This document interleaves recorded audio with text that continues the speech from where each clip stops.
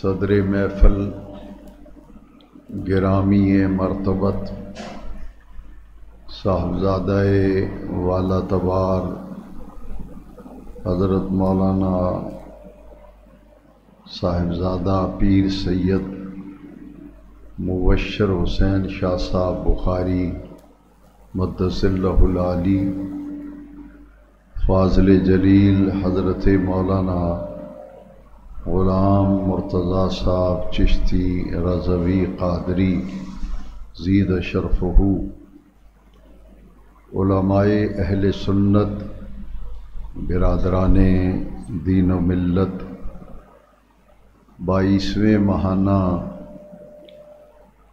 درس قرآن و حدیث کی مبارک تقریب سعید ہے جو عالمی ادارہ نور الاسلام حلقہ شیخو پورہ کے زیر اہتمام جامع مسجد بلال شیخو پورہ میں منعقد ہو رہی ہے۔ جن حضرات نے اس محفل مبارکہ کے انعقاد کے لیے، اہتمام کے لیے کوشش، محنت اور مساعی جمیلہ سر انجام دیں، اللہ رب العزت ان تمام حضرات کو دین و دنیا میں جزائے خیر عطا فرمائے، اور جتنے بھی اہل محبت اس درس میں شریک ہیں، حاضر ہیں، اللہ تبارک و تعالی اپنی شان کرم کے لائق سب آنے والے حاضرین اور شرکاء کو برکات دارین عطا فرمائے۔ آپ سب جانتے ہیں کہ یہ اسلامی سال کا مہینہ شوال المکرم ہے۔ اس مہینے کی 15 تاریخ کو مدینہ منورہ میں سن 3 ہجری میں ایک عظیم غزوہ پیش آیا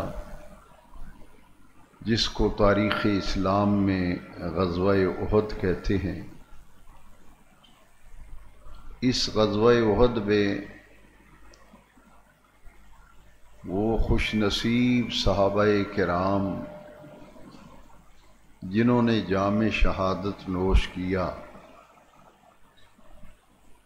ان صحابہ کرام کی تعداد 70 ہے، جن میں سے 4 صحابہ کرام جو ہیں وہ انصار مدینہ میں سے تھے، اور 66 شہدائے احد جو ہیں وہ مہاجرین میں سے تھے۔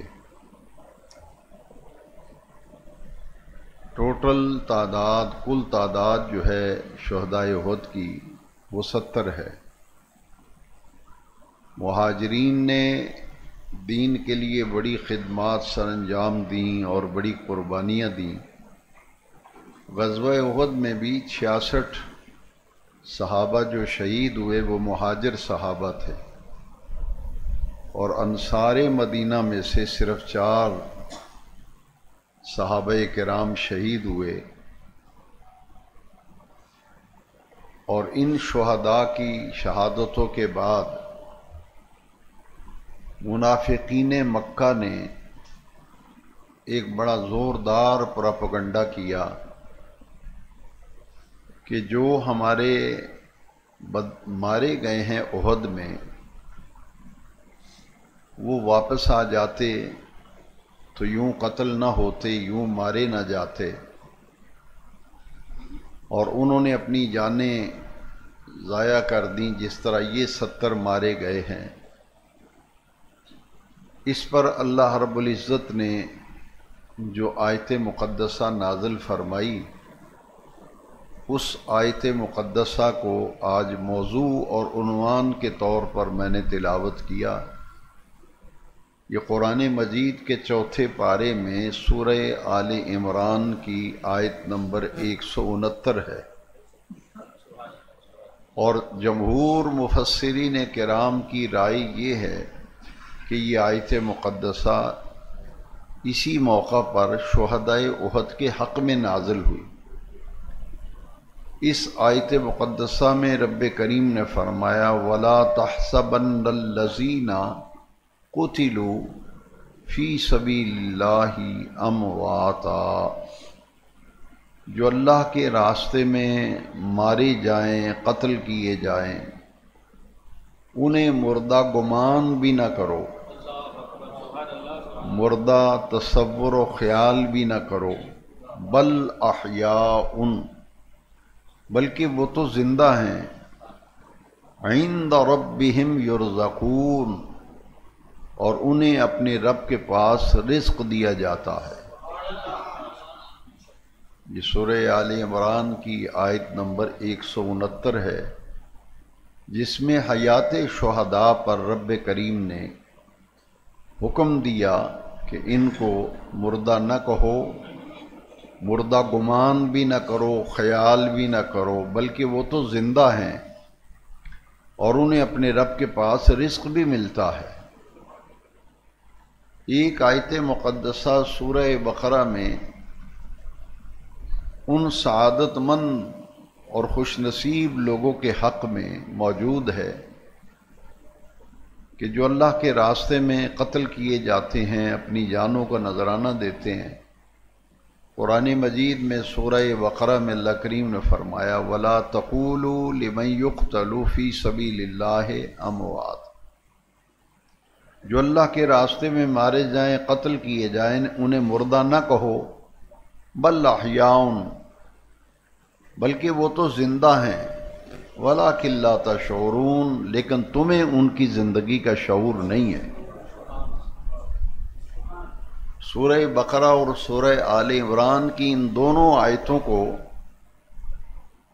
اگر ملا کر ہم پڑھیں اور سمجھیں اور غور و فکر کریں تو دو باتیں سامنے آتی ہیں کہ پہلے رب کریم نے اپنی زبان سے ان لوگوں کو جو اللہ کے راستے میں اپنی جانوں کا نذرانہ دیتے ہیں، جام شہادت نوش کرتے ہیں، مردہ کہنے سے منع فرمایا اور روکا کہ انہیں مردہ نہ کہو، بل احیاء، وہ زندہ ہیں، وَلَٰكِن لَّا تَشْعُرُونَ، لیکن ان کی زندگی کو سمجھنے کے لیے جس شعور کی ضرورت ہے وہ تمہارے پاس نہیں۔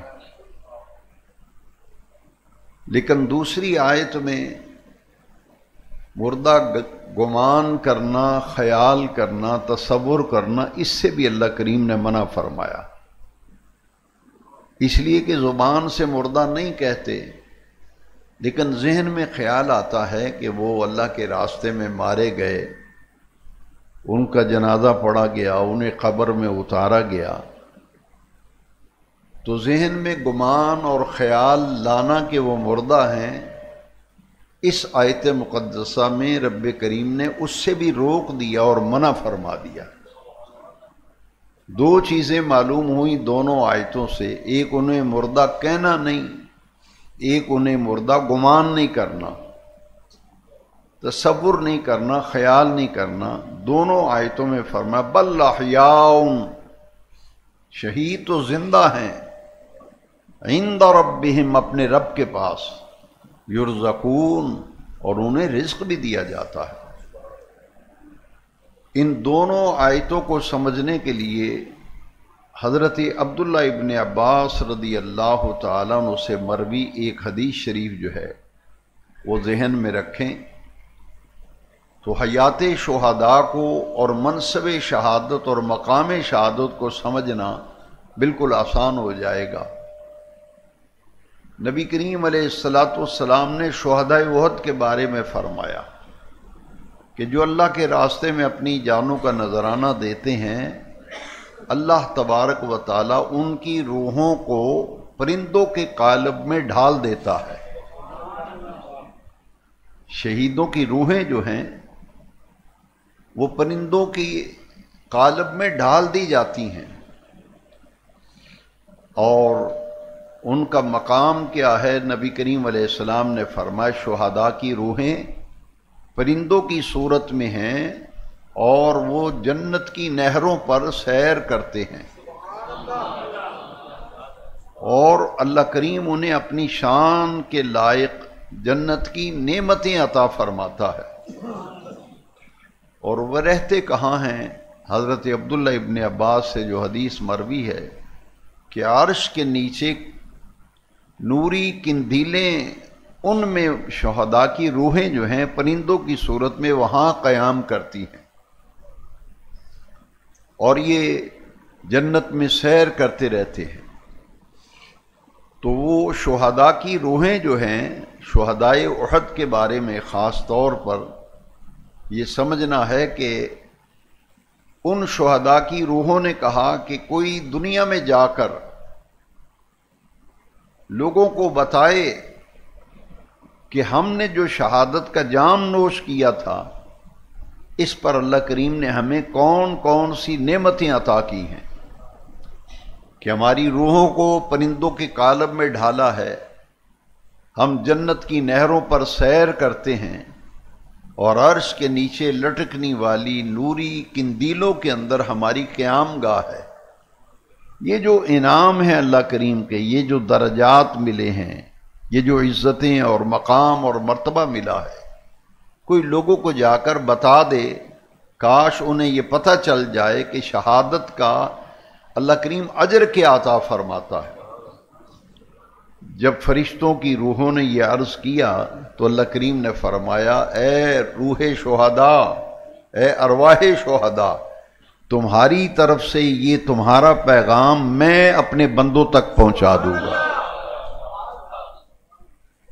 یہ ارواح شہداء سے اللہ کریم نے وعدہ فرمایا، اور اس پر پھر یہ آیت مقدسہ نازل ہوئی، وَلَا تَحْسَبَنَّ الَّذِينَ قُتِلُوا فِي سَبِيلِ اللَّهِ أَمْوَاتًا بَلْ أَحْيَاءٌ عِندَ رَبِّهِمْ يُرْزَقُونَ، کہ وہ تو زندہ ہیں اپنے رب کے پاس، یرزقون، اور انہیں رزق بھی دیا جاتا ہے۔ تو حیات شہداء قرآن مجید کی ان دونوں آیتوں سے بات سمجھ میں یہ آئی کہ شہداء کا اتنا مقام اور مرتبہ ہے کہ رب کریم پسند نہیں فرماتا کہ میرے راستے میں جان دینے والوں کو کوئی مردہ کہے، انہیں کوئی مردہ تصور کرے۔ اللہ کریم نے اس سے منع کر دیا۔ آج ہم غزوہ احد کے حوالے سے اور شہادت سیدنا امیر حمزہ رضی اللہ تعالیٰ عنہ کے حوالے سے کچھ باتیں انشاءاللہ قرآن و حدیث کی روشنی میں سمجھنے کی کوشش کریں گے کہ یہ آیت مقدسہ تو شہدائے احد کے حق میں نازل ہوئی، اور اس کی مختصر تفسیر اور اس کا ترجمہ اور مفہوم وہ میں نے آپ کی خدمت میں عرض کر دیا۔ تاریخ اسلام میں جو سب سے پہلا غزوہ ہوا وہ ہر کوئی جانتا ہے کہ اس کا نام ہے غزوہ بدر۔ وہ سن 2 ہجری میں بدر کے مقام پر حق و باطل کا پہلا مارکہ، وہ مارکہ بدر ہے، وہ غزوہ بدر ہے۔ اور اس کے ٹھیک 1 سال بعد، کیونکہ میدان بدر میں کفار مکہ اور قریش مکہ کا لشکر جو ہے وہ مسلمانوں سے 3 گنا زیادہ تھا۔ 1000 کے قریب کفار کا لشکر تھا قریش مکہ کا بدر میں، اور مسلمانوں کا لشکر جو ہے وہ 313 نفوس قدسیہ پر مشتمل تھا۔ لیکن ان 313 نفوس قدسیہ کو رب کریم نے 1000 لشکر پر اللہ کریم نے غلبہ عطا فرمایا۔ اور اس غزوہ بدر کے اندر قریش مکہ کے 70 افراد مارے گئے تھے۔ کفار کے لشکر میں سے نامی گرامی اور مشہور و معروف لوگ بدر میں مارے گئے تھے، جن میں ابو جہل بھی شامل ہے جو بدر میں مارا گیا تھا۔ تو چونکہ قریش مکہ کے 70 آدمی قتل ہوئے تھے، اور روایات میں آتا ہے کہ شہر مکہ کا کوئی ایک گھر بھی ایسا نہ بچا تھا کہ جس کا کوئی فرد بدر میں نہ مارا گیا ہو، لہذا قریش مکہ نے اپنے مقتولین بدر کا بدلہ لینے کے لیے پورا ایک سال جنگی تیاری کی، فنڈ ریزنگ کی، اسلحہ، سامان جنگ، سامان حرب جمع کیا، ایک سال تیاری میں لگایا، اور ٹھیک ایک سال بعد 17 رمضان المبارک 2 ہجری کو غزوہ بدر ہوتا ہے، اور شوال کے مہینے میں سن 3 ہجری میں کفار کا لشکر پوری تیاری کے ساتھ مدینہ شریف پر حملہ کرنے کے لیے نکلتا ہے۔ یہ کفار مکہ جب بدر میں آئے تھے تو 1000 کے قریب تھے، لیکن احد کے میدان میں 3000 کا لشکر تھا۔ ایک سال میں اتنی تیاری کی کہ بدر میں آنے والے لشکر سے 3 گنا زیادہ لشکر تیار کیا، اور پوری تیاری کے ساتھ اپنے بدر میں مارے جانے والوں کا بدلہ لینے کے لیے مدینہ طیبہ میں جبل احد کے قرب میں ایک میدان ہے جہاں پر یہ غزوہ ہوا، جہاں پر جنگ احد ہوئی۔ یہ احد پہاڑ مدینہ طیبہ کا ایک مبارک مقام ہے اور مبارک پہاڑ ہے۔ اس پہاڑ کی عظمت کے حوالے سے ایک حدیث شریف میرے تمام سامعین کے ذہن میں ہونی چاہیے کہ اس پہاڑ کو اتنا مقام ملا۔ نبی کریم علیہ السلام نے فرمایا ہوا جبل یحبنی واحبہ، فرمایا احد پہاڑ مجھ سے محبت کرتا ہے، میں احد پہاڑ سے محبت کرتا ہوں۔ چونکہ اسی پہاڑ کے دامن میں یہ جنگ ہوئی تھی، اس جنگ کا نام جو ہے اس سے منسوب ہو گیا غزوہ احد، جنگ احد۔ چونکہ یہ پہاڑ حضور فرماتے ہیں مجھ سے محبت کرتا ہے، میں اس سے محبت کرتا ہوں، اور اس کی عملی صورت اس وقت ظاہر ہوئی کہ جب نبی کریم علیہ السلام حضرت ابو بکر صدیق، حضرت عمر فاروق اعظم، حضرت عثمان غنی ذی النورین رضی اللہ تعالیٰ عنہ، ان تینوں کو لے کر حضور جبل احد پہ تشریف لے گئے۔ جب حضور جبل احد پہ تشریف لے گئے، آپ نے اوپر چڑھے، ساتھ ابو بکر ہیں، عمر ہیں، عثمان ہیں رضی اللہ تعالیٰ عنہ، تو احد پہاڑ جو ہے اپنی جگہ پر حرکت کرنے لگا اور پہاڑ ہلنے لگا، اور نبی کریم علیہ السلام نے اپنے پائے اقدس سے، ایڑی مبارک سے جبل احد کو ٹھوکر ماری، اور حضور نے فرمایا اثبت احد فإنما علیک نبی وصدیق وشہیدان، اے احد پہاڑ ٹھہر جا، رک جا، جم جا، تجھ پر ایک اللہ کا نبی ہے، ایک صدیق ہے، 2 شہید کھڑے ہیں۔ تو یہ پہاڑ کا حرکت میں آنا دراصل خوشی اور مسرت کا اظہار تھا کہ وارے میرے مقدر کہ آج رحمت کائنات نے اپنے قدوم میمنت لزوم سے مجھے سرفراز فرمایا۔ اور یہاں ایک بات بڑی ہی قابل توجہ ہے، حضور نے کیا فرمایا؟ تجھ پر ایک اللہ کا نبی ہے، ایک صدیق ہے، اور 2 شہید۔ شہادتیں تو بعد میں ہوئی ہیں، شہادتیں تو بعد میں ہونی ہیں اور بعد میں ہوئیں، شہید بعد میں ہوئے، لیکن نبی کریم علیہ السلام پہلے خبر دے رہے ہیں کہ تجھ پر ایک اللہ کا نبی ہے، ایک صدیق ہے، اور 2 شہید کھڑے ہیں۔ میرے آقا کریم علیہ السلام جانتے تھے کہ یہ دونوں مقام شہادت پہ فائز ہوں گے، اللہ کے راستے میں شہید ہوں گے، لہذا اسی موقع پر نبی کریم علیہ السلام نے ان کی شہادت کی خبر و اطلاع بھی دی۔ اس احد پہاڑ کے دامن میں یہ غزوہ احد ہوا تھا، اور بدر میں مسلمانوں کو فتح ہوئی، کامیابی ملی، غلبہ ہوا۔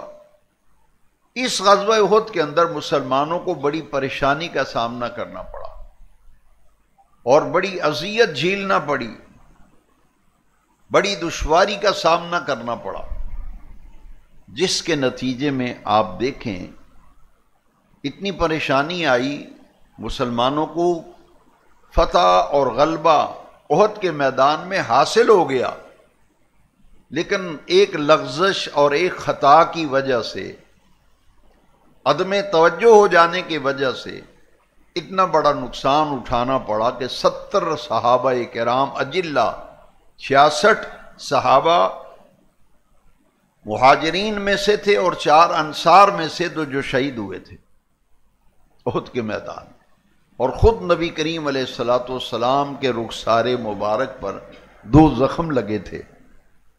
ایک زخم نبی کریم علیہ السلام کے رخسار مبارک کے اس مقام پر اور ایک نیچے والی 2 جگہوں پہ زخم آیا تھا، اور حضور کے سامنے والے دندان مبارک جو ہیں وہ زخمی ہوئے تھے اور ان سے خون نکلا تھا۔ اتنا خون بہا کہ نبی کریم علیہ الصلوۃ والسلام کی ریش مبارک جو ہے وہ بھی خون سے بھر گئی تھی۔ یہ جو مسلمانوں کو اذیت و تکلیف اٹھانا پڑی غزوہ احد کے اندر، سورہ آل عمران میں اللہ تبارک و تعالی نے اس کی وجہ بیان فرمائی اور ان کی طرف اشارہ فرمایا۔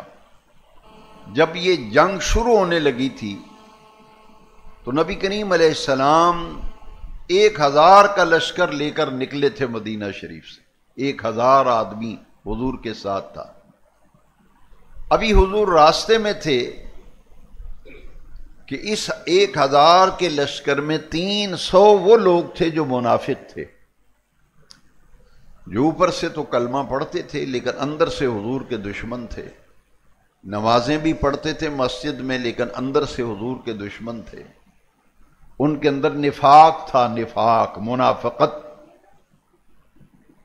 تو 1000 آدمی ٹوٹل تھا جب حضور نکلے مدینہ طیبہ سے، راستے میں 300 آدمی وہاں سے واپس ہو گیا، اور ان کا جو سردار تھا وہ منافقوں کا سردار رئیس المنافقین ابن ابی 300 آدمیوں کو لے کر یہاں سے واپس ہو گیا۔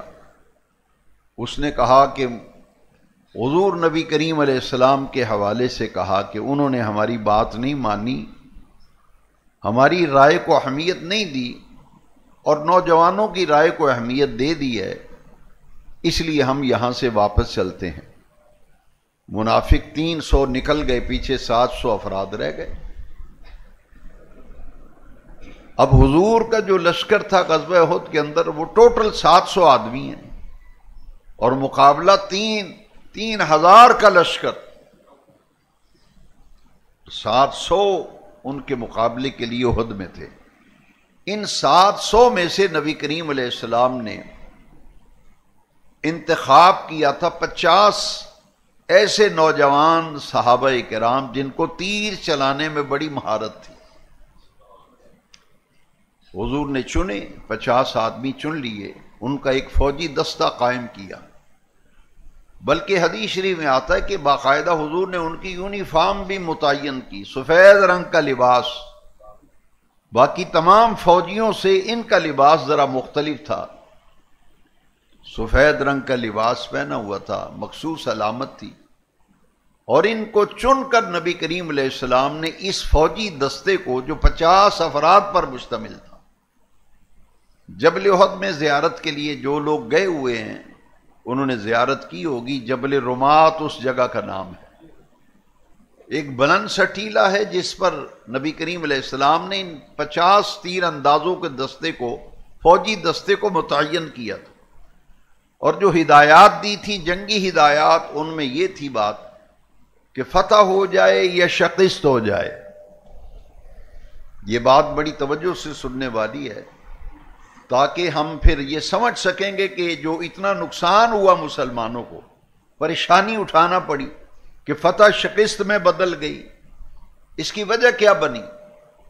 وجہ یہ بنی کہ حضور نے ارشاد فرمایا فتح ہو یا شکست، تم نے اس جگہ کو نہیں چھوڑنا، نیچے نہیں آنا، تم نے اسی چوٹی کے اوپر کھڑے رہنا، کیونکہ اس کے ساتھ ہی ایک درہ تھا۔ خدشہ یہ تھا کہ اس درے سے ایک لشکر حملہ آور ہو کر مسلمانوں کو نقصان پہنچا سکتا تھا۔ حضور نے اس درے سے راستہ روکنے کے لیے 50 تیر اندازوں کو مقرر کیا تھا، ایک تو یہ کہ فتح ہو یا شکست، تم نے پہاڑی سے نیچے نہیں اترنا۔ ایک یہ بات ذہن میں رکھیں، اور دوسری یہ حضور نے فرمایا تم اگر دیکھو کہ دشمن ہمیں کاٹ رہا ہے، ہمارے ٹکڑے کر رہا ہے، تو پھر بھی تم نے جبل رمات کو چھوڑ کر نیچے نہیں آنا، تم نے اوپر سے تیر چلانا ہے اور اوپر ہی رہنا ہے۔ اور تیسری بات حضور نے جو فرمائی وہ بھی پیش نظر رہے کہ اگر تم دیکھو کہ ہماری لاشوں کو پرندے نوچ نوچ کر کھا رہے ہیں تو پھر بھی تم نے نیچے نہیں آنا۔ کتنی جنگی حکمت عملی حضور نے اختیار فرمائی۔ لیکن ہوا یہ کہ جب مسلمانوں کو غلبہ ہوا، کفار مکہ 700 حضور کے غلاموں کے آگے لگ کے بھاگ گئے اور اپنا سامان نیچے پھینک رہے تھے، تو مسلمانوں نے جب دیکھا کہ فتح ہو گئی، دشمن بھاگ گیا، وہ مال غنیمت جمع کرنے لگ گئے، مال غنیمت جمع کرنے لگے۔ جو اوپر پہاڑی کے 50 تیر انداز تھے، انہوں نے جب دیکھا کہ یہ مال غنیمت جمع کر رہے ہیں، دشمن بھاگ گیا، مسلمانوں کو غلبہ ہو گیا، فتح ہو گئی، کہیں ایسا نہ ہو کہ ہم مال غنیمت میں ہمیں حصہ ہی نہ ملے، ہم رہ جائیں۔ ان میں سے 40 افراد نیچے اترنے لگے، 40۔ جو 10 تھے انہوں نے کہا کہ بھئی ہم ہرگز نیچے نہیں جائیں گے، اس لیے کہ ہمارے سامنے نبی کریم علیہ السلام کی 3 ہدایات ہیں، فتح ہو یا شکست، نیچے نہیں آنا، ہماری لاشوں کے ٹکڑے ہو جائیں پھر بھی نیچے نہیں آنا، پرندے ہماری لاشوں کو نوچ نوچ کر کھا رہے ہوں پھر بھی نیچے نہیں آنا، لہذا ہم تو نہیں جاتے، ہم تو یہیں رہیں گے۔ ان میں سے 10 حضرات وہاں کھڑے رہے اور 40 نیچے اتر آئے، اور انہوں نے اتر کر مال غنیمت سمیٹنا شروع کر دیا۔ اب جب 40 تیر انداز نیچے اتر آئے، پیچھے 10 رہ گئے۔ خالد بن ولید ابھی مسلمان نہیں ہوئے تھے غزوہ احد میں، انہوں نے ایک لشکر کا دستہ تیار کیا، اور جس درے سے راستہ روکنے کے لیے حضور نے ان کی ڈیوٹی لگائی تھی، اسی درے سے خالد بن ولید نے اتنا زوردار حملہ کیا کہ 10 تو ان تیر اندازوں کو جو لڑتے ہوئے شہید ہو گئے تھے، انہوں نے کہا تھا کہ ہم نیچے نہیں اترتے، وہ 10 شہید ہو گئے، راستہ صاف ہو گیا۔ خالد بن ولید نے اتنا زوردار حملہ کیا کہ مسلمانوں کے قدم اکھڑ گئے، وہ تو بے خبری میں مال غنیمت جمع کر رہے تھے، اتنی بھگدڑ بچی، اتنا منتشر ہو گئے، کوئی ادھر جا رہا ہے کوئی ادھر جا رہا ہے، اسی کشمکش میں اور اسی بھگدڑ کے اندر اتنا بھاری جانی نقصان ہوا کہ 70 اجلہ صحابہ کرام شہید ہو گئے، اور خود نبی کریم علیہ السلام کی ذات اقدس کو تکلیف پہنچائی گئی، حضور زخمی ہوئے غزوہ احد کے اندر۔ آپ حیران ہوں گے کہ جب جنگ کا نقشہ ہی بدل گیا، اب جو قریش مکہ تھے ان کا ٹارگٹ یہ تھا کہ حضور کو کسی طرح سے قتل کر دیا جائے معاذ اللہ۔ جب یہ پریشانی آئی تو کفار کا ایک دستہ تھا جو ڈائریکٹ حضور پر حملہ آور ہوا۔ اس وقت نبی کریم علیہ السلام کے ساتھ صرف 12 حضرات رہ گئے تھے، 12، باقی سب منتشر ہو گئے تھے۔ اتنا زوردار حملہ تھا کہ ان کے سامنے ٹھہرنا اور مقابلہ کرنا مشکل ہو گیا۔ ایک حضور کی صحابیہ تھیں ام عمارہ رضی اللہ تعالیٰ عنہ، اتنی بہادر خاتون تھی، جب انہوں نے دیکھا، ان کی ڈیوٹی تھی کہ وہ زخمی لوگوں کو، فوجیوں کو پانی پلاتی تھی ام عمارہ، انہوں نے دیکھا کہ حضور پر حملہ ہونے والا ہے اور لوگ لپک رہے ہیں حضور کی طرف، اس نے پانی کا مشکیزہ وہیں پھینکا ام عمارہ نے، اور جہاں نبی کریم علیہ السلام تشریف فرما تھے، 12 صحابہ کرام حضور کے ساتھ تھے، جو عمارہ ہے حضور کے ارد گرد چکر لگاتی تھی. چکر اس لیے لگاتی تھی اگر اس طرف سے کوئی حضور کی طرف آتا تو زور سے کندھوں سے پکڑ کر ایسا دھکا دیتی وہ نیچے گر جاتا. دوسری طرف سے کوئی حضور کی طرف بڑھتا تلوار لے کر ناپاک ارادے سے، اتنی دلیر خاتون تھی کہ اس کو پکڑ کر کے نیچے گرا دیتی، چاروں طرف گھومتی تھی حضور کی طرف. اور انس بن نضر حضور کے ایک ایسے صحابی تھے کہ جنہوں نے دیکھا کہ حضور پر حملہ ہونے والا ہے تو بالکل حضور کے قریب آ کے کھڑے ہو گئے. جو تلوار حضور کی طرف آتی تھی وہ اپنے جسم پہ زخم برداشت کرتے تھے. کوئی نیزہ لے کر حضور کی طرف آتا تو آپ آگے کھڑے ہو جاتے، نیزہ ان کو لگتا، وہ شہید ہو گئے. حضور کے دفاع کے اندر اپنی جان کا نذرانہ دے دیا. جب شہید ہوئے تو ان کے جسم پر 80 زخم تھے،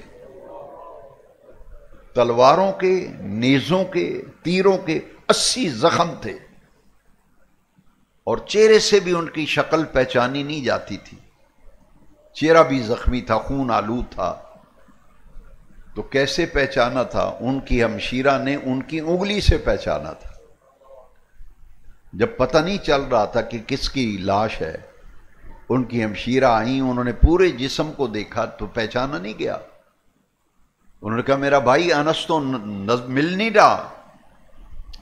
تو انہوں نے پھر انگلی پہ کوئی نشان تھا جسے ہمشیرہ کو معلوم تھا، انہوں نے دونوں ہاتھوں کو دیکھا کہ انگلی پہ وہ نشان موجود تھا.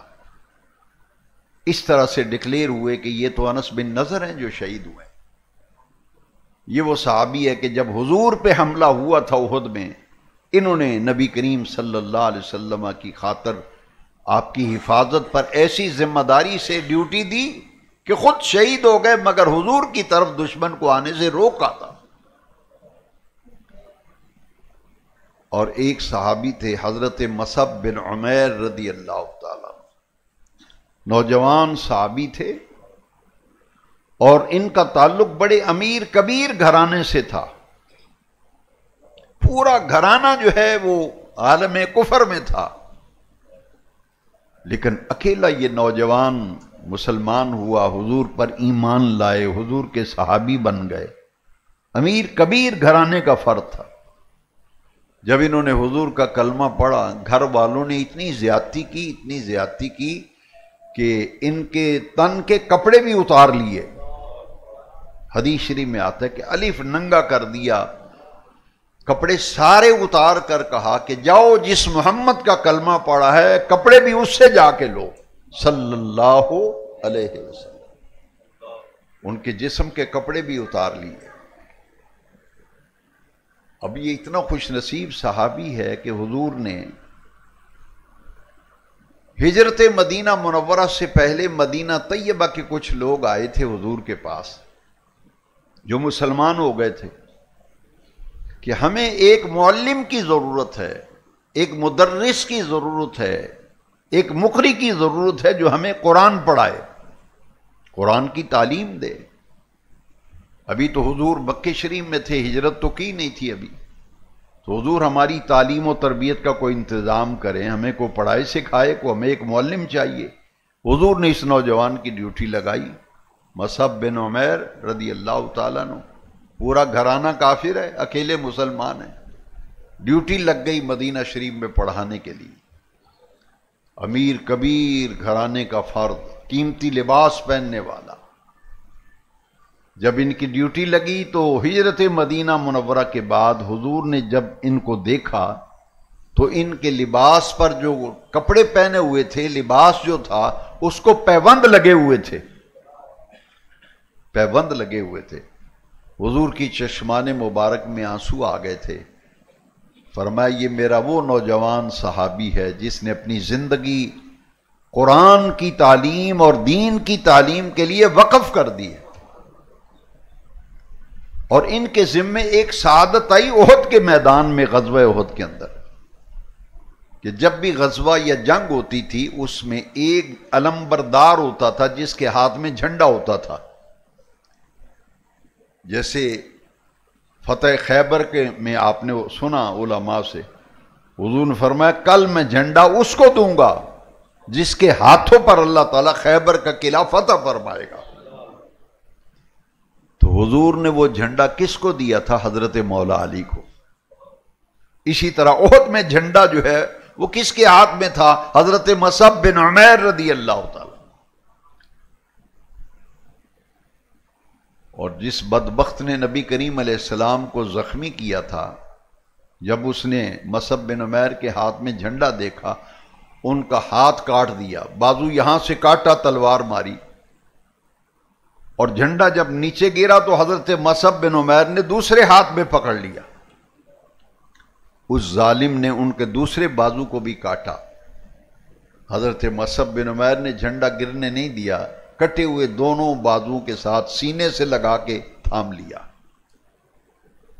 یہاں تک کہ ان پر پھر حملہ ہوا، وہ شہید ہو گئے۔ حضرت مصعب بن عمیر شہید ہو گئے غزوہ احد میں۔ جب شہید ہوئے تو اللہ تبارک و تعالی نے ایک فرشتہ آسمانوں سے بھیجا، اور وہ لبادہ بشریت میں آیا اور مصعب بن عمیر کی شکل بن کر آیا غزوہ، اور اس فرشتے نے آ کے وہ جھنڈا پکڑا تھا۔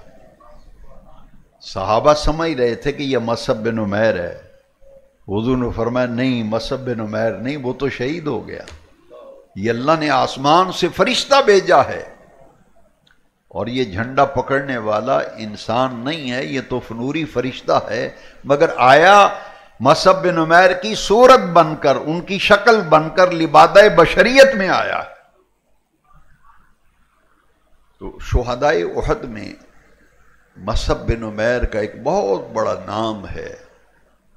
آج جب شہدائے احد کو سلام زائر مدینہ پر پیش کرتے ہیں تو حضرت مصعب بن عمیر کا نام لے کر ان کو سلام پیش کرتے ہیں۔ اور حضرت عبداللہ بن جہش رضی اللہ تعالی احد کے میدان میں شہید ہوئے، 70 صحابہ کرام میں سے۔ لیکن یہاں جو بات خاص طور پر آج کے درس قرآن کو ہم نے منسوب کیا ہے یوم شہادت امیر حمزہ پہ، تو یہ بات میں چاہوں گا کہ تمام سامعین نوٹ کریں اور اپنے دل میں بٹھائیں کہ غزوہ احد جس دن ہوا، ایک اس کا نام ہے یوم احد اور ایک اس کا نام ہے یوم حمزہ۔ تاریخ کی کتابوں میں لکھا ہے کہ اس دن تاریخ اسلام کا دوسرا بڑا غزوہ احد ہوا، لیکن ساری کی ساری کریڈٹ اور سہرا وہ حضرت امیر حمزہ کے سر رہا۔ اس لیے اس غزوے کے دن کو 15 شوال المکرم کو یوم حمزہ کے نام سے کتابوں میں لکھا گیا۔ حاضرین محترم، عزیز القدر محمد شفیق قادری نے آپ ابھی منقبت پیش کی جس نے آپ نے سنا، لیکن ہم جب سنتے ہیں تو ہم ستی ذہن سے سنتے ہیں۔ انہوں نے اپنے منقبت میں بہت قیمتی باتیں آپ کو بتائی ہیں، لیکن آپ نے توجہ نہیں دی۔ ابھی وہ پڑھ رہے تھے کہ یہ حضور کے چچا بھی ہیں، حضور کے امیر حمزہ حضور کے تمام چچاؤں میں سے سب سے زیادہ محبوب چچا نبی کریم علیہ السلام کو حضرت حمزہ تھے، سب سے زیادہ پیار اپنے چچاؤں میں، سب سے زیادہ پیار حضور کو اپنے چچا امیر حمزہ تھے۔ اور یہ نبی کریم علیہ السلام کے ردائی بھائی بھی تھے، دودھ شریک بھائی۔ نبی کریم علیہ السلام نے اور حضرت امیر حمزہ نے ایک خاتون کا دودھ پیا تھا، جس وجہ سے ردائی بھائی بھی بن گئے۔ اور ان کے اسلام لانے کا واقعہ تو اتنا پیارا ہے، اتنا پیارا ہے کہ یہ مسلمان کیسے ہوئے؟ چچا ہیں حضور کے پیارے۔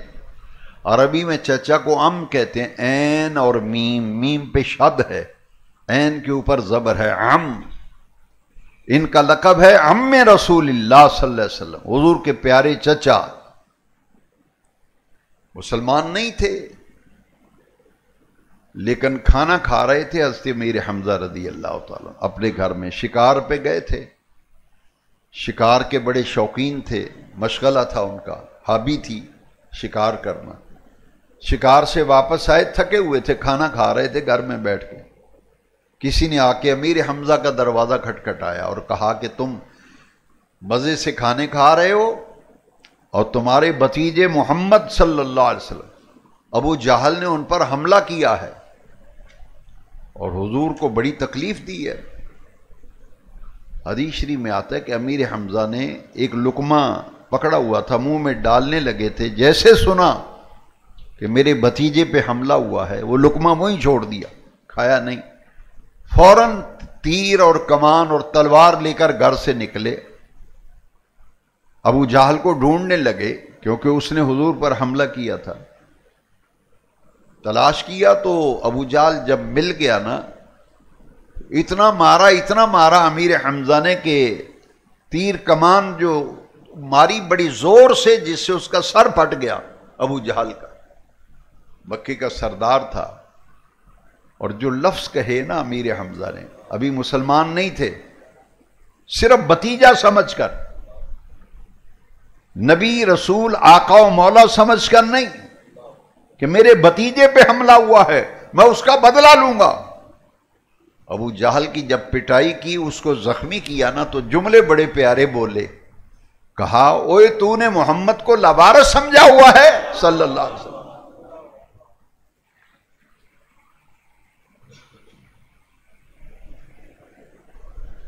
اور جس کے دل میں ذرا بھی حضور کی عزت، یہ بھتیجا سمجھ کے عزت ہو رہی ہے، رسول سمجھ کے نہیں، کیونکہ ابھی تو مسلمان ہی نہیں ہوئے.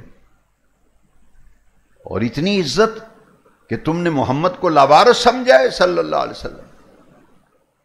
پورے مکے کے اندر ایک روب پڑ گیا. لوگوں نے کہا پہلے گل ہور سی، ہون گل ہو رے. حمزہ ایسا نام تھا کہ مکے شریف میں کسی کے سامنے نام آتا تھا نا حمزہ، لوگ کہتے اچھا امیر حمزہ، روب، دبدبا.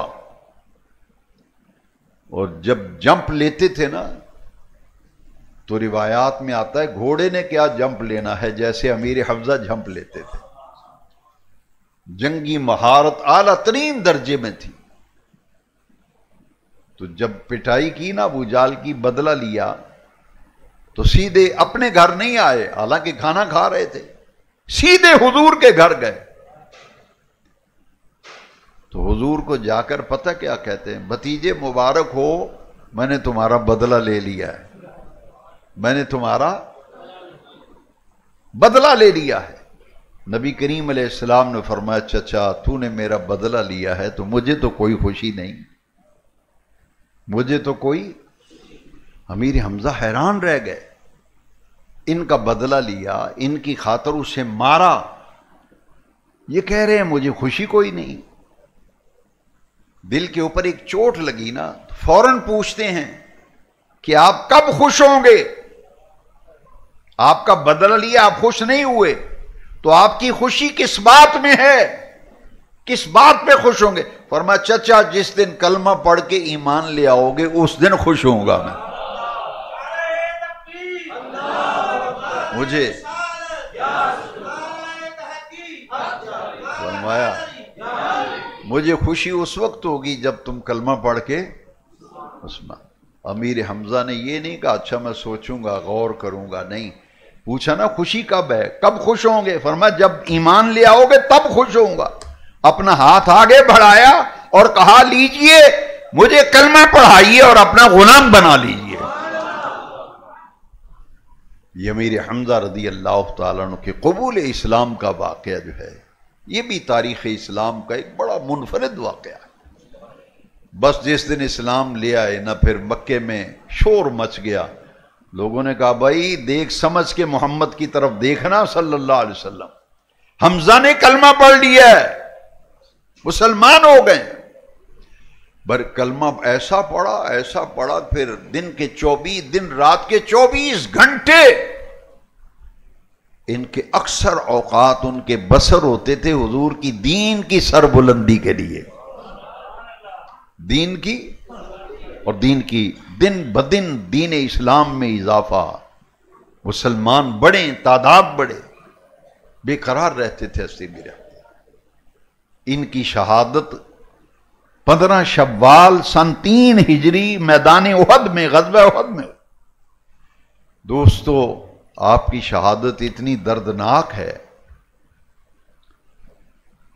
آپ کی شخصیت کہ ہم مقروض ہیں، اسلام کے لیے اتنی خدمات، اور جس دردناک طریقے سے شہادت ہوئی۔ ابو سفیان کفار کے لشکر کا کمانڈر ان چیف تھا۔ اس لشکر میں ابو سفیان کی بیوی بھی تھی جس کا نام ہند تھا، زوجہ ابو سفیان کی۔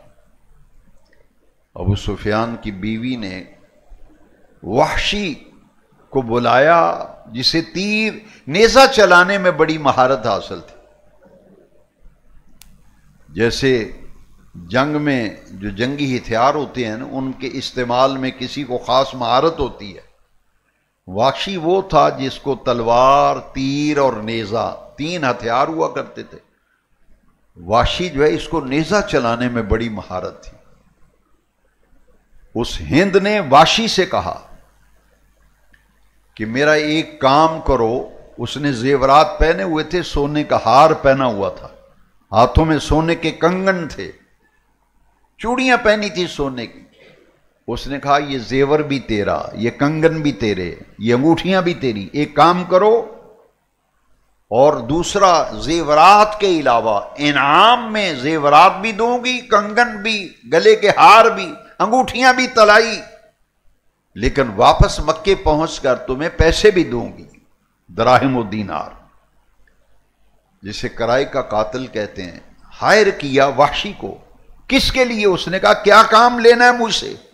اس نے کہا یہ جو حضور کا چچا ہے نا حمزہ، اس کو قتل کرنا ہے، کیونکہ فروغ اسلام میں مسلمانوں کی تعداد میں روز بروز جو اضافہ ہو رہا تھا، اس میں امیر حمزہ کا بڑا عمل دخل تھا۔ وہ کھٹکتے تھے کفار کی آنکھوں میں۔ اس لیے ہند نے کہا تھا کہ ٹارگٹ یہ ہے کہ امیر حمزہ کو کسی طرح حمزہ بن عبد المطلب کو قتل کر دے، میں تجھے پیسہ بھی دوں گی، انعام بھی دوں گی۔ وحشی خود کہتا ہے کہ مجھے جنگ سے کوئی غرض نہیں تھی، جنگ سے مجھے کوئی سروکار نہیں تھا، میں تو کرائے کا قاتل تھا، مجھے تو مال لینے کے لیے میں حمزہ کو تاڑ رہا تھا۔ پورے غزوہ احد میں امیر حمزہ نے 30 سے زیادہ کافروں کو مارا تھا احد کے میدان، اور یہ تاڑتا تھا امیر حمزہ کو کہ میرے ٹارگٹ پہ آ جائیں تو میں اپنا حملہ کروں۔ یہ چھپا ہوا تھا ایک چٹان کے پیچھے۔ سیدنا امیر حمزہ رضی اللہ تعالیٰ عنہ تلوار لے کے آ رہے تھے، تو آپ بالکل جب سامنے آ گئے تو یہ چھپا ہوا تھا۔ اس نے اتنے زور سے نیزہ مارا حضرت امیر حمزہ کو رضی اللہ تعالیٰ کہ آپ کے ناف کے نیچے نیزہ مارا جو پشت سے نکل گیا جا کے۔ اتنا زوردار حملہ کیا، اتنا خون بہہ گیا کہ حدیث میں آتا ہے 3 دفعہ امیر حمزہ نے زخمی ہونے کے بعد اٹھنے کی کوشش کی، لیکن آپ سے اٹھا ہی نہیں گیا۔ جب اٹھتے تھے پھر گر جاتے تھے، اٹھتے تھے پھر گر جاتے تھے، 3 مرتبہ، کیونکہ خون بہت زیادہ بہہ گیا تھا، نیزہ ناف کے نیچے لگا، پشت سے نکل گیا۔ امیر حمزہ گرے، جام شہادت نوش فرما لیا۔ دیکھیے کس قدر عداوت تھی، دشمنی تھی، کہ ان کے شہید ہو جانے کے بعد، وہ تو شہید ہو چکے تھے، اب بات ختم ہو گئی، لیکن انہوں نے کیا کیا؟ اس ہند نامی عورت نے، ابو سفیان کی بیوی نے، حضرت امیر حمزہ کا سینے سے لے کے یہ گلے سے لے کر ناف تک پورا پیٹ چاک کیا، اور انتڑیاں نکال کر زمین پہ پھینک دیں، اور حضرت امیر حمزہ کا کلیجہ نکال کر چبایا ہند نے، اور آپ کی دونوں آنکھوں کو نکالا، آپ کی ناک کاٹی، دونوں کان کاٹے، اور ایک دھاگا لے کر اس میں پرویا، دھاگے میں ہار بنایا دھاگے کا، اس میں پرویا، ناک بھی کاٹ کر، دونوں کان، دونوں آنکھیں نکال کر ہار گلے میں ڈالا نا، کٹے ہوئے اعضاء حضور کے پیارے چچا امیر حمزہ کے، ہار پہن کر امیر حمزہ کے سامنے، حضور کے سامنے گزری ہند۔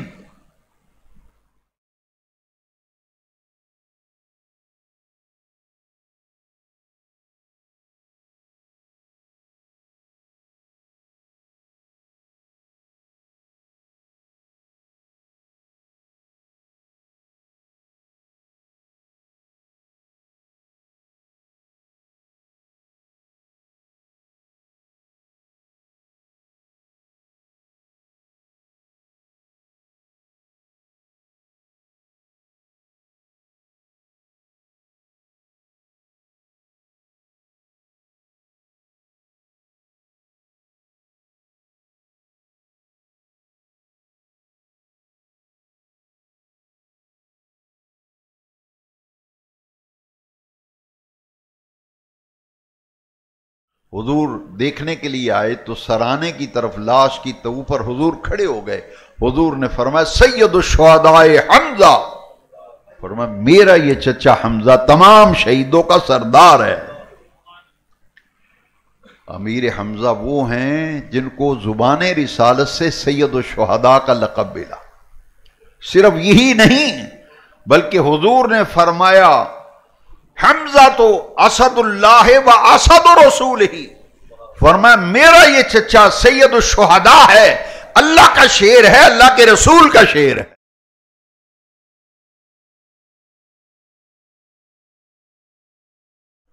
کتنا صدمہ حضور کو پہنچا کہ جبریل امین آئے نا، تو اللہ نے اب کسی کوئی فوت ہو جائے، خدا نخواستہ مرڈر ہو جائے تو کتنا صدمہ ہوتا ہے، تو لوگ تسلی دیتے ہیں تعلق والے، قربان جائیں تسلی دینے کے لیے عرش پر رب نے جبریل کو بھیجا ہے۔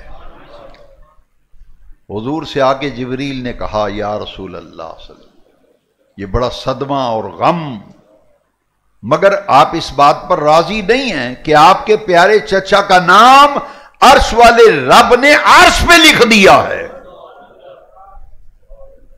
حضرت امیر حمزہ کا نام عرش پہ لکھا ہے، اور کیا لکھا ہے؟ امیر حمزہ رضی اللہ عنہ کا نام جبریل امین کہتے ہیں کہ اللہ نے اپنے عرش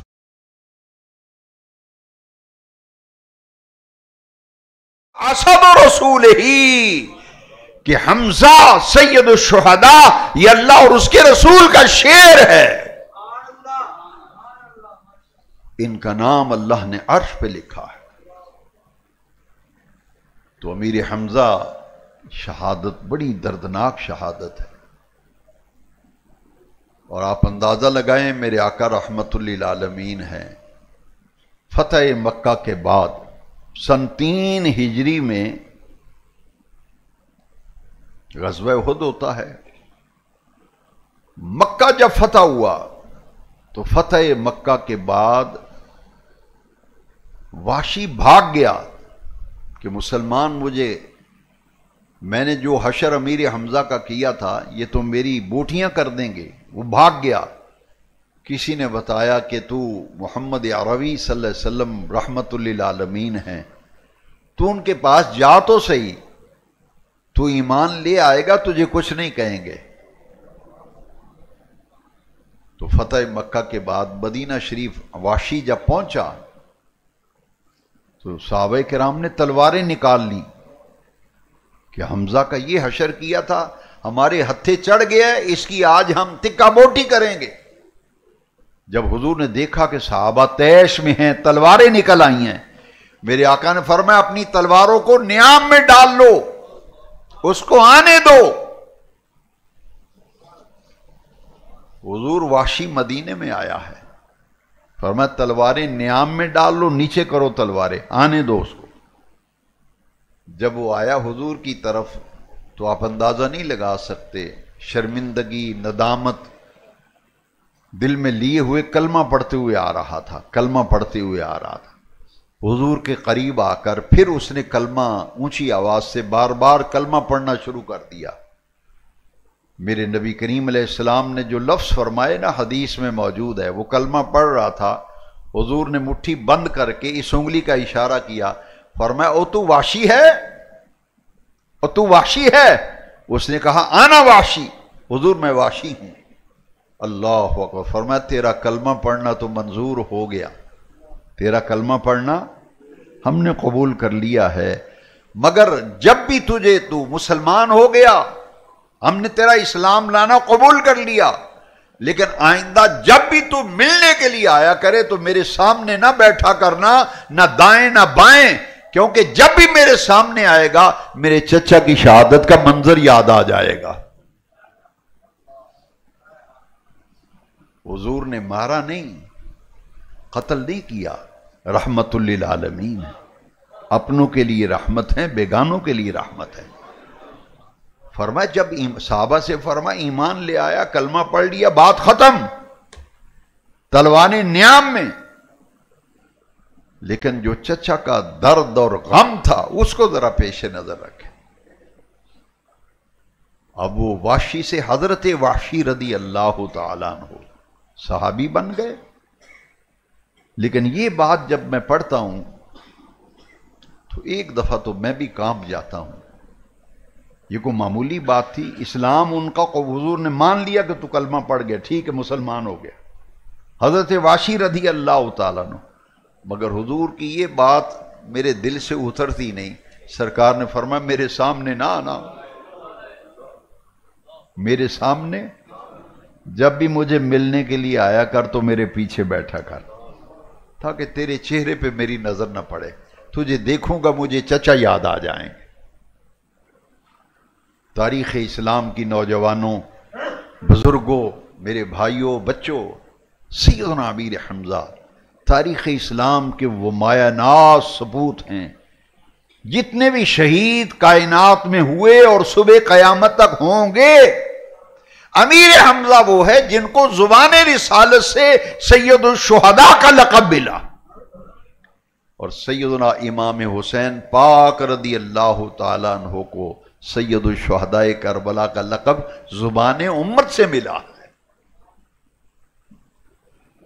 اور امیر جن کے جنازے پہ حضور نے 3 مرتبہ فرمایا تھا یا حمزہ یا عم رسول اللہ، اے اللہ کے پیارے رسول کے چچا، اے عبد المطلب کے بیٹے حمزہ، یا امی، اے میرے پیارے چچا، یا فاعل الخیرات، اے نیکیوں میں آگے بڑھنے والے، یا کاشف الکروبات، اور رنج و علم کو دور کرنے والے، تجھ پر سلام ہو، تجھ پر سلام ہو، تجھ پر سلام ہو۔ دوستو، ہر ایک کا جنازہ ایک دفعہ پڑھا جاتا ہے، سید الشہداء امیر حمزہ وہ ہیں جن کی 70 مرتبہ حضور نے جنازہ پڑھا، کیونکہ آپ کی لاش مبارک مسلح بنا دی گئی، اعضاء کاٹ دیے گئے، ایک روایت میں ہاتھ بھی کاٹے گئے، دوسری جگہ لاش مبارک کو اٹھا کر لے جانا ممکن نہیں تھا، لہذا اسی جگہ پہ 70 شہداء کا جنازہ، جس شہید کا جنازہ ہوتا اس کا جسد اٹھا کے لایا جاتا، اور امیر حمزہ تو اسی جگہ تھے، اس طرح 70 مرتبہ جنازہ حضرت امیر حمزہ پہ پڑی اور اسی جگہ دفن کیا گیا، تدفین، جہاں آپ کی شہادت ہوئی، اور شہادت کے بعد جسد مبارک جہاں تھا وہیں آپ کو تدفین عمل میں آئی، اور آپ کے ساتھ 3 قبریں نظر آتی ہیں، ایک حضرت عبداللہ بن جحش شہداء احد میں، حضرت مصعب بن عمیر شہداء میں، اور 70 شہداء کی لاشیں دفن ہوئیں۔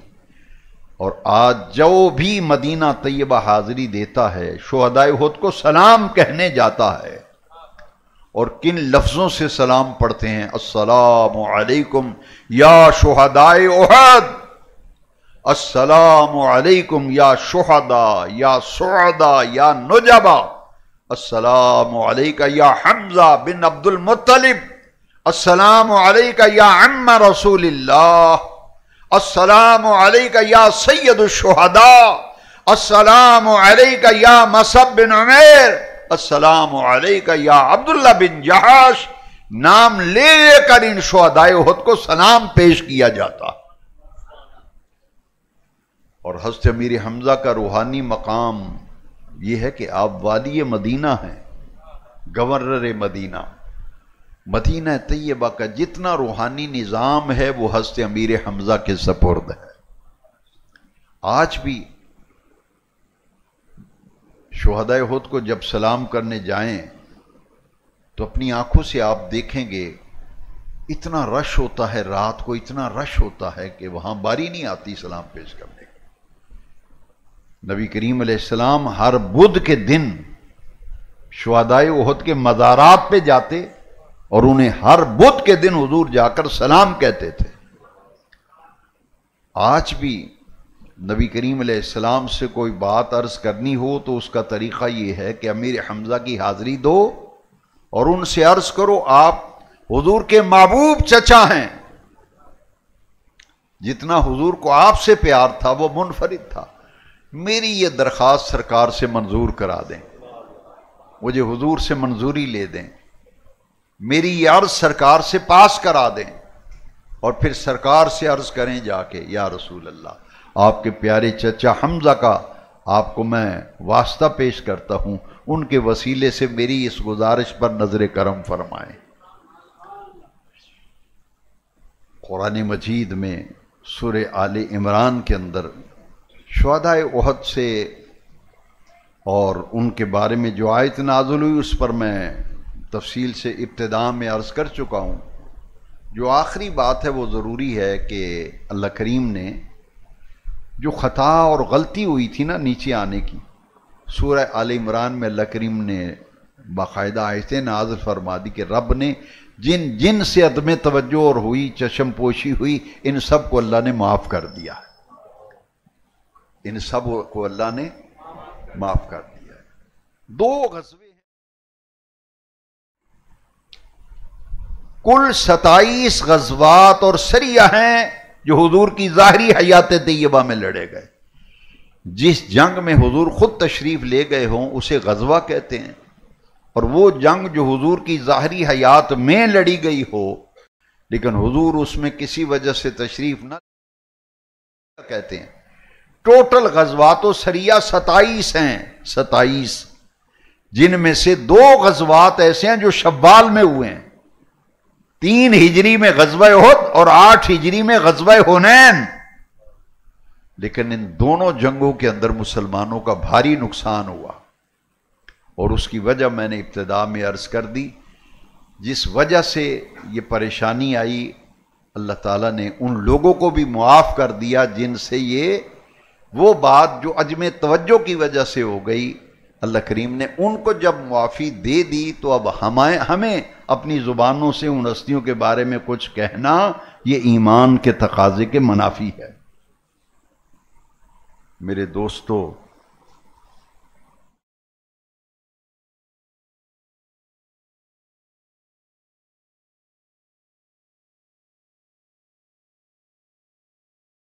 میں ضرور بیان کروں گا کہ اس غزوہ احد کے اندر عشرہ مبشرہ 10 صحابہ جن کو حضور نے جنت کی بشارت، ان میں سے ایک صحابی ایسے ہیں حضرت سعد ابن ابی وقاص۔ ان کو حضور نے تیروں والا تھیلا دیا تھا، تیر کمان بھی دی، تیروں والا تھیلا بھی دیا، اور دے کر سرکار نے فرمایا ارم یا سعد، سعد تیر چلا۔ انہوں نے عرض کی حضور مجھے تو تیر چلانا ہی نہیں آتا، یوں ہی ہے کسی کو پسٹل پکڑا دیا جائے کہ اس سے فائر کر، وہ گئے مجھے تو چلانا ہی نہیں آتا۔ حضرت سعد نے کیا کہا تھا، مجھے حضور مجھے تو اتنی مہارت نہیں ہے تیر چلانے کی۔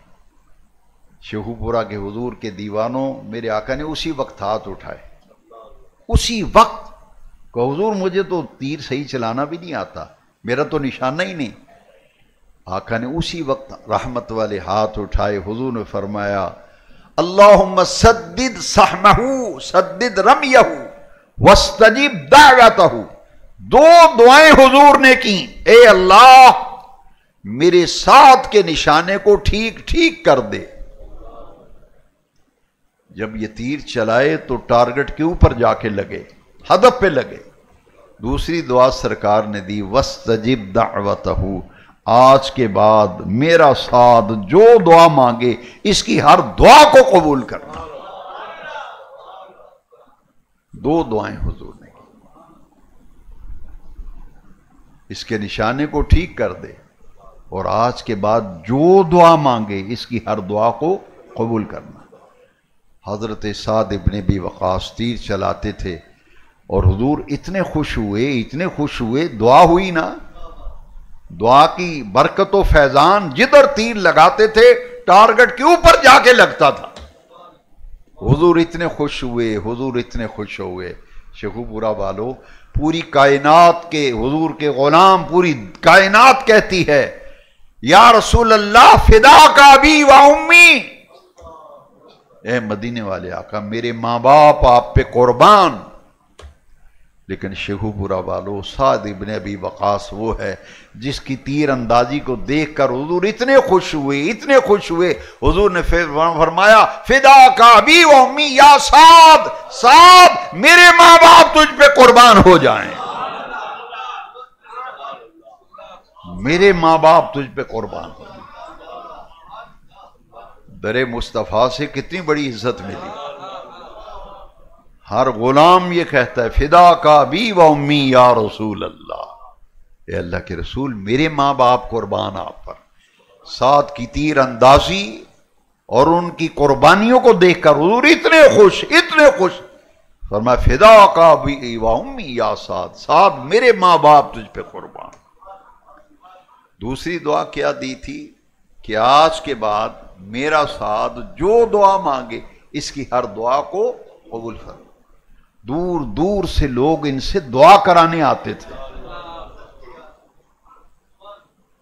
اور ان کا حال یہ تھا، جو آدمی ذرا گڑبڑ کرتا نا، جو بھی گڑبڑ کرتا تو فرماتے تھے اچھا پھر کراں تیرے واسطے دعا۔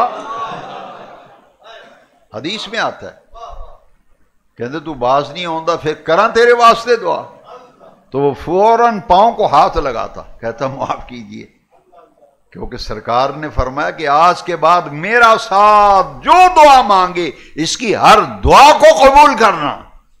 لوگ منتیں کرتے تھے کہ ہمارے لیے ہاتھ نہ اٹھانا، بیڑا غرق ہو جائے گا، اور دور دراز کے علاقوں سے لوگ سفر کر کے آتے تھے، ساتھ سے کہتے تھے میرے لیے دعا کر۔ بڑی دلچسپ بات ہے، ان کی جب موت کا وقت آیا نا، ان کی موت کا وقت آیا، اسرائیل نے ہاتھ ڈالا روح نکالنے کے لیے، جیسے ہی ہاتھ ڈالا نا روح نکالنے کے لیے، انہوں نے وہ ہتھیار دیا، استعمال کیا جو حضور نے دیا تھا، وَاسْتَجِبْ دَعْوَتَهُ، انہوں نے ادھر ہاتھ ڈالا ہے روح نکالنے کے لیے اور فوراً دعا مانگتے ہیں اللہم اخر عنی الموت، اللہم ان بنینا صغارا، یا اللہ میرا بال بچہ چھوٹا ہے، میری موت کو تھوڑا سا مؤخر کر دے۔ کوئی آدمی کہے اسرائیل سے میرے بچے اجے چھوٹے نے، مینوں سال کو اور جی لین دے، وہ سنے گا بات؟ اسرائیل وہ فرشتہ ہے جس کے دل میں رب نے رحم ڈالا ہی نہیں، رحم ڈال دیتا تو روح نکالنا مشکل ہو جاتا، لیکن سرکار نے جو ہتھیار دیا تھا نا وہ استعمال کیا اور رب کی بارگاہ میں عرض کی ان بنینا صغارا، یا اللہ میرے بچے چھوٹے چھوٹے ہیں، اللہم اخر عنی الموت، میری موت کا وقت آ گیا ہے مگر باری تعالیٰ میری موت کو تھوڑا سا مؤخر کر دے۔ اللہ کریم نے فرمایا اسرائیل انہی قدموں سے پلٹ کے واپس آ جا۔ باری تعالیٰ آج قانون قدرت بدل گیا ہے، فرمایا قانون قدرت نہیں بدلا، قانون قدرت وہی ہے، میرے محبوب نے اس کے حق میں دعا کی تھی، آج کے بعد میرا ساتھ دو دعا کرے قبول کرنا، ہم نے اس کی دعا کو قبول کر لیا اور اس کی موت کو مؤخر کر دیا۔ موت مؤخر ہو گئی، صحابی رسول کی دعا سے موت مؤخر ہو گئی۔ میں نے کہا کہتے ہیں بابش ہے کوئی نہیں، ایڈا تگڑا بابا ہے، موت ہی اگے ہو گئی۔ کتنے سال؟ آپ حیران ہوں گے، الریاض النظرہ فی مناقب اشرا مبشرہ میں ہے 20 سال تک اسرائیل پلٹ کے آئے ہی نہیں۔ 20 سنین، 20 سال موت مؤخر ہو گئی۔ 20 سالوں میں جو منڈا گبرو ہو جاتا ہے، 20 سال گزر گئے آئے ہی نہیں۔ اللہ کریم نے فرمایا کہ اسرائیل جاؤ، بچے ہو گئے ہیں جوان، اپنے پاؤں پہ کھڑے ہو گئے ہیں، جاؤ جا کے ساتھ کی روح قبض کر کے لیا۔ آئے نا جب اسرائیل 20 سال بعد روح نکالنے لگے، یہ ہے اللہ والوں کی شان۔ فوراً ہاتھ اٹھائے، عرض کی مولا میں تیرا شکر ادا کرتا ہوں، میرے نبی پاک کے صدقے تو نے مجھے اتنی عزت دی، میری دعاؤں کو یہ مقام دیا کہ میری موت 20 سال آگے کر دی۔ اللہ تیرا شکر ادا کرتا ہوں، میں اپنے بچے میرے جوان ہو گئے، اپنے پاؤں پہ کھڑے ہو گئے، باری تعالیٰ میں تیری رضا پہ راضی ہوں۔ 20 سال بعد آپ کی روح قبض ہوئی۔ الریاض النظرہ فی مناقب اشرا مبشرہ میں لکھا ہے کہ 20 سال 20 سنین، 20 سال موت، سعد بن ابی وقاص۔ یہ غزوہ احد کا وہ عظیم مجاہد ہے جس کے لیے حضور نے فرمایا تھا میرے ماں باپ تجھ پر قربان۔ اور ایک اور شہید ہے غزوہ احد کا، ان کی شہادت کا اگر ذکر نہ کیا جائے تو موضوع ہی مکمل نہیں ہوتا۔ 18 سال کی عمر، کتنی؟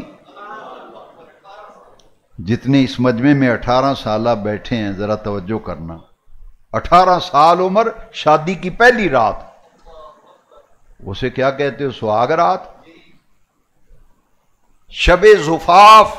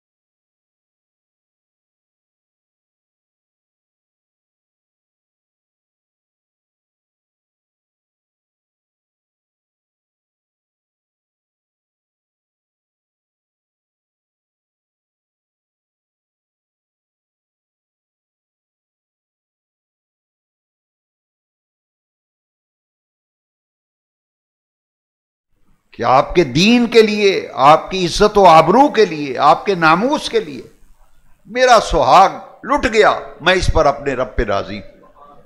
لیکن حضور دو باتیں میں ضرور عرض کروں گی، کل کو لوگ باتیں نہ کریں میرے ہاں بچہ پیدا ہو۔ حضور دوسرا، میں آپ کو گواہ بنانے آئی ہوں کہ ہماری سہاگ رات تھی، رات حنظلہ مجھ سے ملے ہیں، آپ اس پہ گواہ ہو جائیں۔ اور دوسری گزارش یہ کرنے آئی ہوں کہ میں نے شادی سے چند دن پہلے ایک خواب دیکھا تھا۔ فرمایا تو نے کیا خواب دیکھا تھا؟